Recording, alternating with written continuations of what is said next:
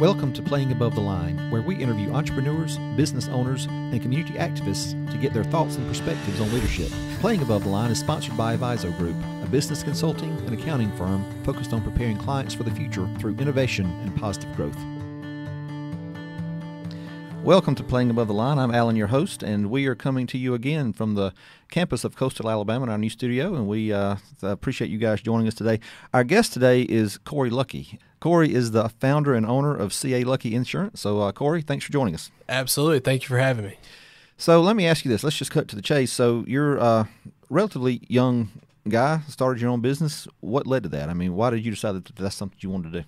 So I came home from college and it was time to get a job. So I worked for 5 years in the insurance business. I was 27 and the owner at the previous company decided it was time to make some changes. So with my insurance knowledge, I decided to leave and go start my own company. So I'd accumulated a team of sales reps from different companies to represent. I had a good base of clients after 5 years, and I had an extremely reliable base of referral sources. Mm-hmm. So at that point, I decided to go out on my own and start my own company. I hear you. All right, good deal. So what was your background? What was your major in college? So my major in college was finance, business finance. Okay. So did you ever have any desire to work in banking, or had you always just been interested in insurance? I mean, what led you to that initial decision to go down that road? So a backstory was my mom is been in banking for 30 plus years. Okay. So had no desire to want to go into banking. Right. And then my dad is a home builder. He's a general contractor.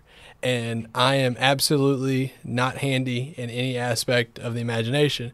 So I decided to get a finance degree. It was very generic. And at the time, my dad was, in 2010, was doing business with a lady that sent me down to an insurance company in Foley. They needed help. I was interested. And the rest is history. 5 years later, we had a great relationship, and I learned a lot. Very good. You and one employee, right? So right now? Actually, we've now grown to 3. So it's me. I have Sarah Ike in my office, and she's the account manager. So she handles all the renewal business and service work. And then I have Brett Shelby, who's a producer. So he actually goes out and recruits new clients and works with his own referral sources. I got you. Okay. So what makes a good team member for Luckie Insurance? What are some qualities you look for? The 2 people that we have now, I had a relationship with prior to insurance. So they come with extreme knowledge and extremely high work ethic. Mm-hmm. They had insurance backgrounds. They were looking for something new. They were looking for a better opportunity, and they came on with it. So we've had Brett a little over a year, and we've had Sarah about 6 months. Okay. All right. Very good. All right. Let's talk leadership. This is why we're here. So I say leader or leadership. What do you think? What comes to mind? What's your definition of what a good leader or leadership is? My definition of leadership and how I view it is somebody that leads by example. Okay. That's my style, whether it be hard work, whether it be knowledge, whether it be asking the right questions. And I want to give my team, whether it be in business or whatever we are doing, the tools to succeed. Mm-hmm. However that is, if they are motivated by more time off, if they're motivated by money, however they want to get to their goals, I want to give them the tools to do that. Okay. Well, so lead by example. Talk about maybe some mentors or people in your life that have set an example for you as far as, shaping your business philosophy or your leadership philosophy. Anybody you can point to? Yeah, absolutely. So my mom and dad have obviously always been a key component of that. Dad had a job in the manufacturing business, was building homes on the side. 20 plus years ago, he left because he had enough work to be busy. Mm-hmm. He's never looked back, so I probably get that from him. And then mom has been always behind the scenes person. So she's been at the bank for 30 plus years. She's a licensed CPA. So she does the background. So dad and I come up with the ideas and she's the money behind it. So she's the one that is good checks and balances system. So they've definitely been a key role. And then other business people, the guy that gave me my start was named Jeff Powell. He owns an insurance agency, and I absolutely learned a lot in my 5 years from him about running a successful business. Gotcha. So have you always had this entrepreneurial kind of spirit to you, or is that something you learned from your dad, maybe it sounds like, or? Yeah, absolutely. I always wanted to own my own agency. And then when you get in the working world, you get comfortable. So I was working, I was doing well, I was young, everything was fine. And then something changed. Well, when that thing changed, it's what made me want to pursue and go out and start my own business. So at the time, it was interesting because we had just read a book called Who Moved My Cheese. Very simple book, very good book. So at the time, something had changed in my world. Well, it was time to pursue other options. And so that's when I stepped out on my own. Gotcha. Very good. So talk about your, I guess, vision for CA Luckie Insurance. I mean, right now you have 3 employees. What do you look, if you look a year, 2, 3 years down the road, what do you hope to be, in the future? We obviously hope to continue to grow with any small business, but we want to grow in a reasonable standpoint. So we're still small. We're 5 to 6 years old. We're about to finish year 5. We'll be year 6 next month. Okay. So we've got a good team. Well, I will continue to have to add staff and service members to be able to provide the service that our clients have come to expect. Obviously, we just went through Hurricane Sally. That's been, very time consuming on our part. We've handled it great as a team and a staff, so couldn't be more happy with where we're at. But as we continue to add clients over the years, which we hope to do, then we have to be able to service those clients in their greatest time of need. Yeah. Speaking of Hurricane Sally, I mean, that was a disaster along the Gulf Coast here. Do you kind of have to play a little bit of part psychologist whenever you're dealing with these natural disasters that come through, whether it be something like as widespread as a hurricane or maybe something as, like a house fire or something like that? Do you have to do that? Yeah, absolutely. So when, house fires, you have one isolated incident. But when you have Sally, you have absolute just unbelievable amounts of call themes.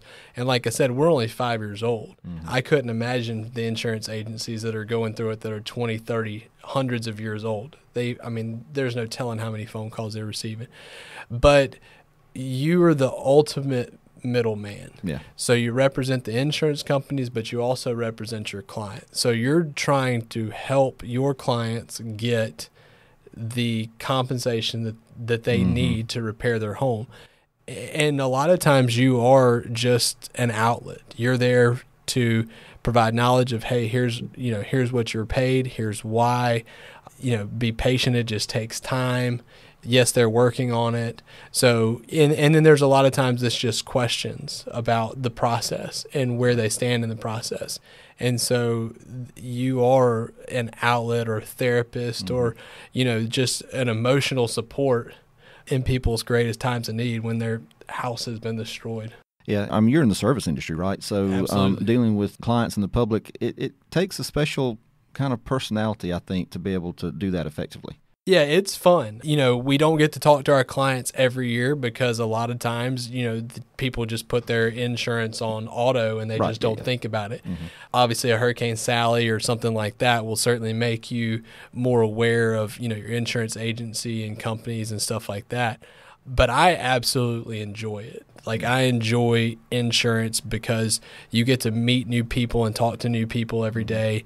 You get to go out and do what we call sales calls. So you're going out and working with bankers and mortgage loan originators and realtors, and you're just telling them about yourself, and you're trying to help them and their clients. And if you can help them and their clients, then they'll take care of you. Yeah, no doubt.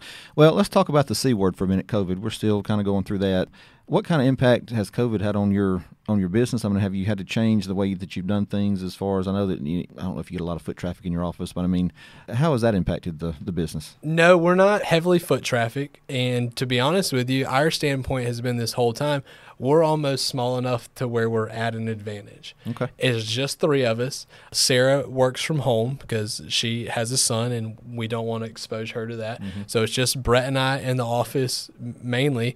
And to be honest with you, we've had a record year.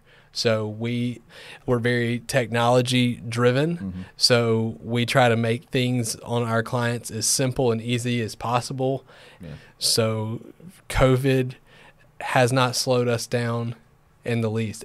Actually, I think when the pandemic really set in March or April, that was our biggest month. So I don't know if everybody was at home looking at their insurance policies or what they were doing, but we had a record year, and we're very blessed for that.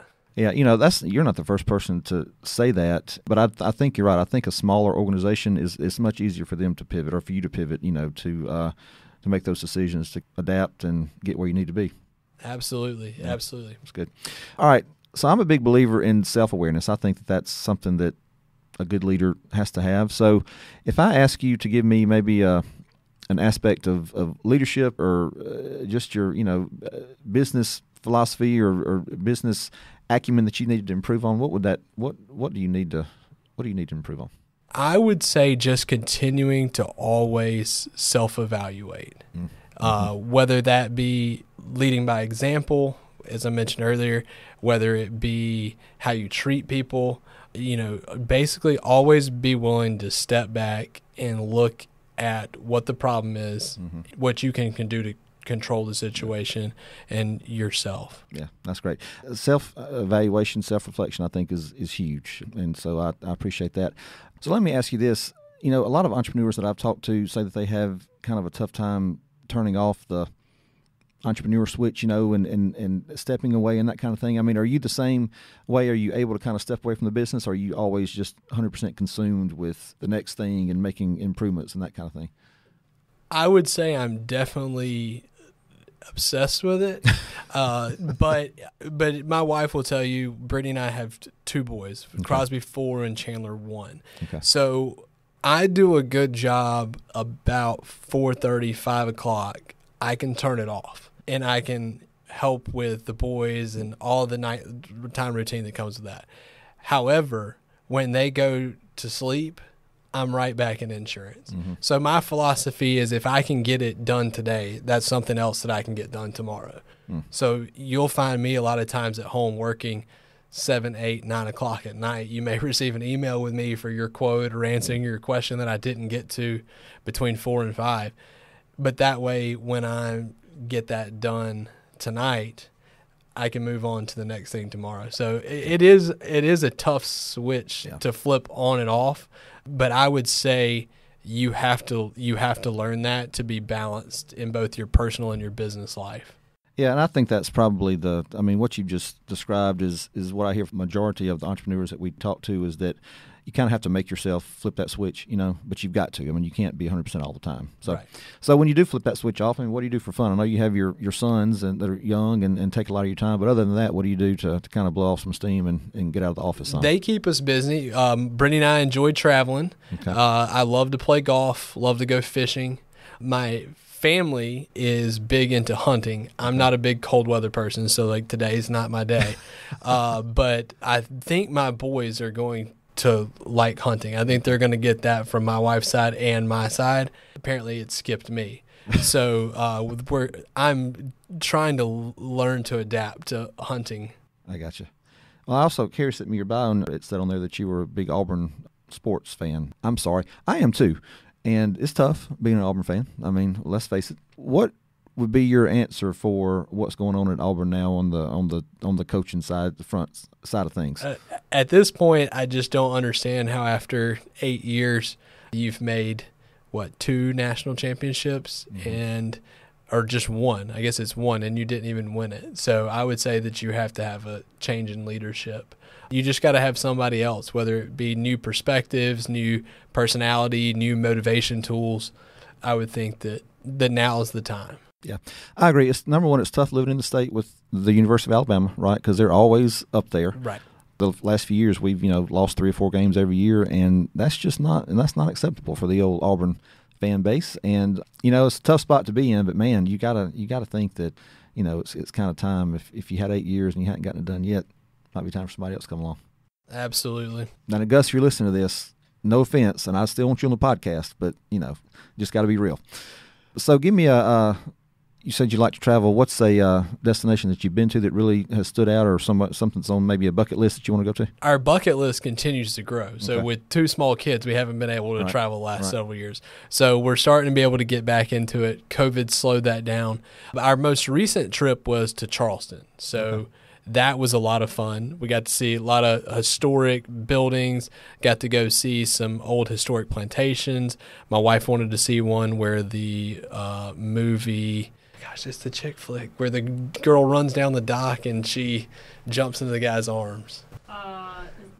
The Notebook, yes. We had to go see the plantation where The Notebook was filmed. So that was on our list.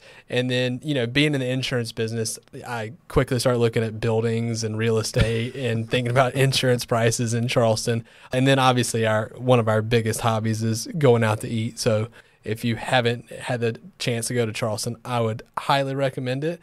And I have a list of restaurants and bars and places you need to visit on my phone. So just let me know, and I'll be happy to send it your way. There you go, Cory. I mean, you can be the travel agent to the podcast land. That's great. That's it. All right, one last question before we start wrapping up. Are you a big reader or podcast guy? No, actually started getting into podcast this past year, and to be honest with you, most of them are all sports related. Okay. Well, that's nothing wrong with that. I listen to some sports stuff, some food and wine stuff, some true crime stuff. So kind of all over the board. That's good. All right, going to let you go, but one more question. So Crosby and Chandler, 4-1. When you sit them down on their 18th birthday to give them the one piece of advice that they need to be a successful man as they go out into the world, what would that advice be to them? The one that I got from my dad, whether it be sports or business or whatever, was you can always outwork the competition. And that's what I would tell them, whether it be you're competing against somebody for a spot on a little league team or, baseball, football team, whatever it may be, whether you're competing in the business world, you can always outwork the competition. That's a good one. That's a great mantra. So if folks want to find out more about CA Luckie Insurance, where can they go? Absolutely. So our website's www.luckieins.com, and our main office number is 251-279-9123. We'd be happy to help. Great, Cory. Thank you. We'll list all that stuff in the show notes as well, but thanks for your time. It's been great. Absolutely. Thank y'all for having me. We hope you enjoyed today's episode, and if you did, be sure to rate, review, and subscribe on iTunes and Spotify. It definitely helps us in the ratings, and it also makes it easier for other folks to find the podcast. And as always, a big thank you to producer and editor Carrie Wolf. Playing Above the Line is sponsored by Aviso Group. If you want to know more about who we are and what we do, you can visit our website at avisogroup.com. That's AVIZO group.com. You can also check us out on Instagram, Twitter, and Facebook. Thanks for listening.